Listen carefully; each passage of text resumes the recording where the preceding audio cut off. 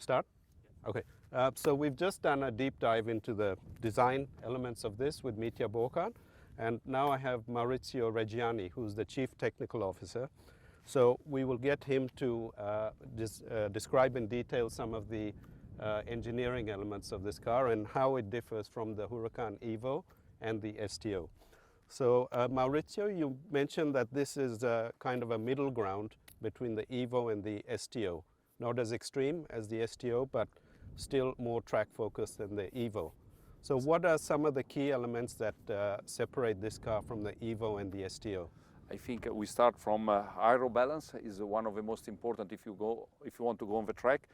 Starting from the fact that this car is a rear-wheel drive car, means you have all the traction in the rear, yes, but we need to guarantee a much more stability in the front because you don't have a grip. For this we increase a lot the downforce in the front in order to be able to manage the much more direct steering ratio compared to the standard Huracan Evo, and this is something that gives a marvelous perception of agility of the car or precision of the car.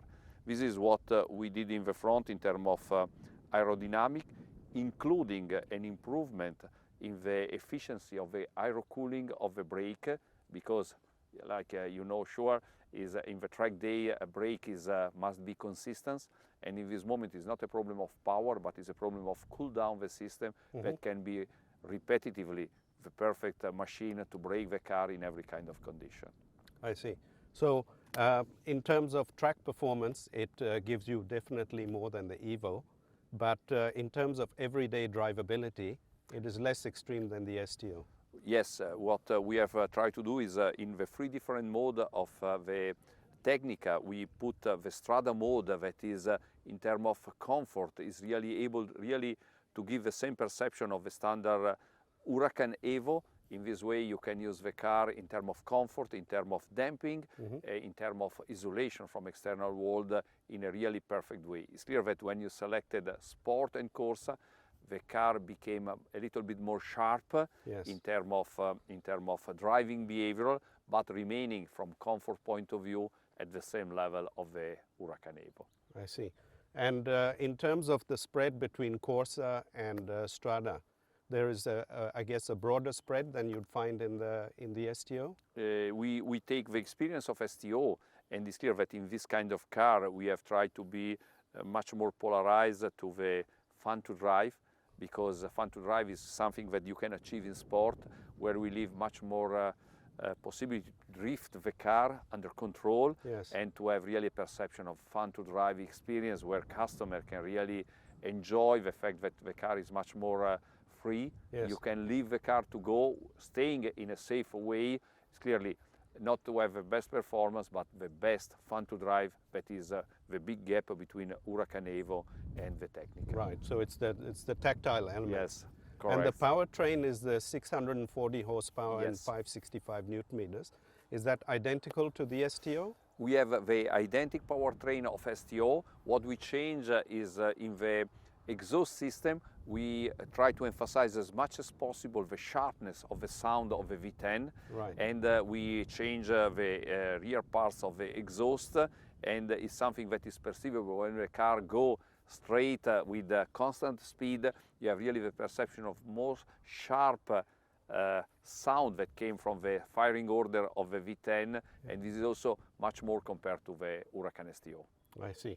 And in terms of overall weight, how does it compare with Evo and STO? Is it similar? Compared to the Evo, we are 10 kilo lighter, Evo rear-wheel drive, and this is mainly due to the use of several components in carbon fiber, like the front bonnet and also the engine bonnet. This allowed us to reduce the weight and to have a car that, in terms of weight to power ratio, is able to achieve a value of 2.09, that is the best in terms of category of the Huracan family, if we exclude STO, where sure the weight is much more dramatic decrease compared to all other cars. I see.